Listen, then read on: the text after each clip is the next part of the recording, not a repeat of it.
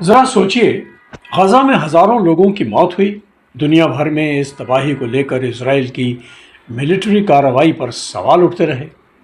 लेकिन अब अमेरिकी राष्ट्रपति डोनाल्ड ट्रंप ने इस कहानी में एक नया किरदार सामने ला दिया है, ईरान। ट्रंप का कहना है कि अगर मिडिल ईस्ट में हुए नुकसान और मौतों का हिसाब होना है तो ईरान को भी इसकी कीमत चुकानी चाहिए। और यहीं से कहानी दिलचस्प हो जाती है, क्योंकि ट्रंप ने सिर्फ ईरान से अमेरिका के लोगों की मौतों का कॉम्पेंसेशन मांगने की बात नहीं कही, बल्कि उन्होंने गजा को भी इस हिसाब किताब में शामिल कर दिया।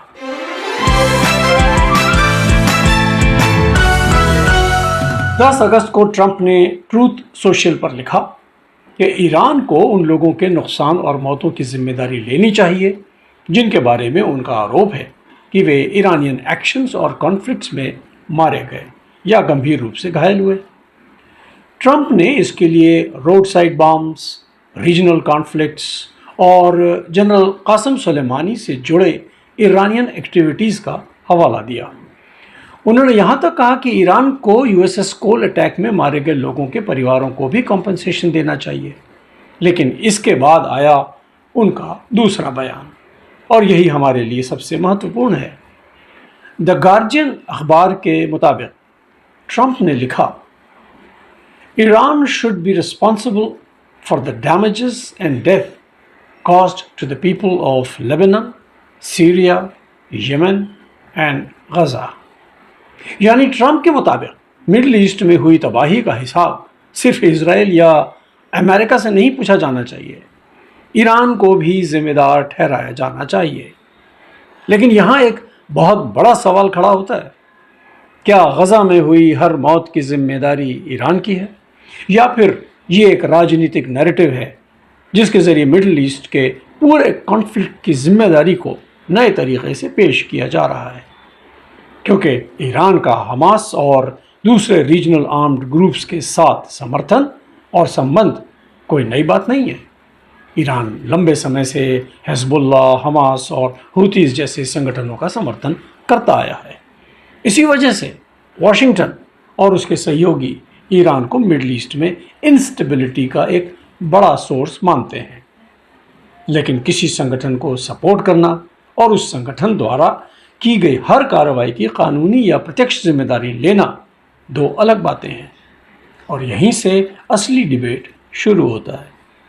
अगर ईरान को गजा की मौतों के लिए जिम्मेदार ठहराया जा रहा है क्योंकि वो हमास का समर्थन करता है, तो फिर इजराइल की डायरेक्ट मिलिट्री ऑपरेशंस की जिम्मेदारी किसकी होगी? अगर ईरान की रीजनल पॉलिसीज़ को गजा की तबाही से जोड़ा जा सकता है, तो क्या इजराइल की बॉम्बिंग और मिलिट्री डिसीजंस को भी अलग से अकाउंटेबिलिटी के दायरे में नहीं आना चाहिए?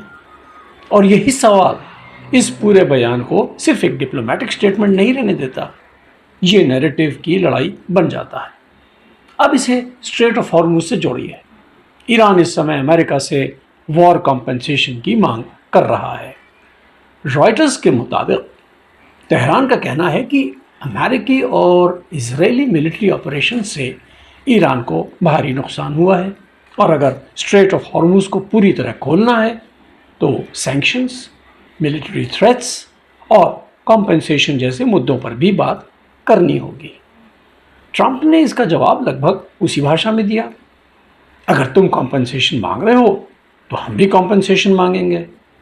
और इस तरह बातचीत अब सिर्फ न्यूक्लियर प्रोग्राम या स्ट्रेट ऑफ हॉर्मुज तक सीमित नहीं रही।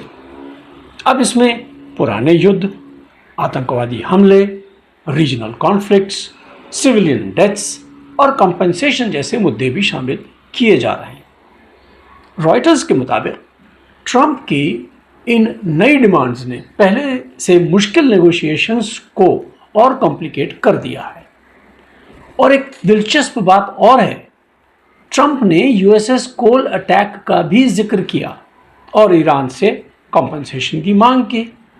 लेकिन रॉयटर्स ने यह भी स्पष्ट किया है कि यूएसएस कोल बॉम्बिंग को एफबीआई ने अलकायदा से एट्रीब्यूट किया था, यानी उस पे हुए हमले की जिम्मेदारी अलकायदा पे डाली थी, ना कि ईरान पे। यानी ट्रंप के इस कंपनसेशन फ्रेमवर्क में ऐसे आरोप भी शामिल हैं जिन पर एट्रीब्यूशन को लेकर गंभीर सवाल मौजूद हैं। तो आखिर इस पूरे बयान का मतलब क्या है? क्या ट्रंप सचमुच मिडल ईस्ट के हर कॉन्फ्लिक्ट का फाइनेंशियल हिसाब लगाना चाहता है, या फिर ये ईरान पर नेगोशिएशन टेबल में दबाव बढ़ाने का ही एक तरीका है, एक स्ट्रैटेजी भर है?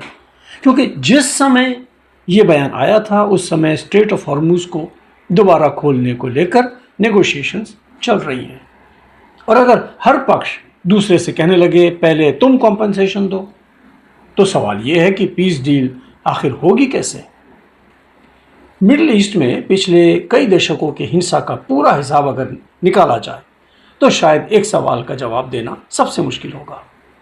कौन विक्टिम है, कौन एग्रेसर है, और कौन किसकी मौत के लिए जिम्मेदार है? क्योंकि इस कॉन्फ्लिक्ट में सिर्फ एक देश, एक ऑर्गेनाइजेशन या एक लीडर की कहानी तो है नहीं। ये कई देशों, कई आर्म्ड ग्रुप्स और कई डेकेड्स की पॉलिटिक्स का परिणाम है, और शायद इसी वजह से ट्रंप का ये नया बयान इतना महत्वपूर्ण है। पिछले दिनों एक एपिसोड में मैंने इजराइल के इतिहास पे एक संक्षिप्त सी नज़र डाली थी, जो इस संदर्भ में उसे जोड़ के आप देख सकते हैं। गज़ा की तबाही का हिसाब अब सिर्फ गज़ा इजराइल कॉन्फ्लिक्ट के संदर्भ में नहीं लगाया जा रहा। इसका कनेक्शन अब ईरान, लेबनान, सीरिया, यमन और स्ट्रेट ऑफ हॉर्मुज तक खींच दिया गया है।